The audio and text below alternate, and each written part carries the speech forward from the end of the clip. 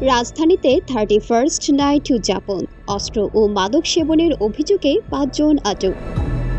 রাজধানীর হাতের ঝিল এলাকা থেকে 31st নাইট উদযাপন করতে গিয়ে অস্ত্র ও মাদক সেবনের অভিযোগে সেনাবাহিনীর হাতে ৫ জন আটক।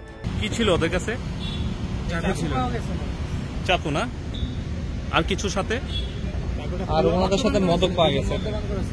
এই দুজন না? আপনি কি করেন ভাই? কি করেন? ব্যবসা করি। কিসে? গাড়ির ব্যবসা। আচ্ছা, আপনি কি করেন? গাড়ি চলে।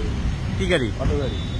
এছাড়া রাজধানীর উত্তরা, মিরপুর, গুলশান, বনানী, বাড্ডা, ফার্মগেট, কারওয়ান বাজার, শাহবাগ, শান্তিনগর, পল্টন, মতিঝিল ও ঢাকা মাওয়া হাইওয়ে রোডের বিভিন্ন এলাকা ঘুরে দেখা গেছে নতুন বছর ঘিরে সেনাবাহিনী সহ বিভিন্ন নিরাপত্তা বাহিনীর কঠোর সতর্কতা ছিল চোখে দেখার মতো।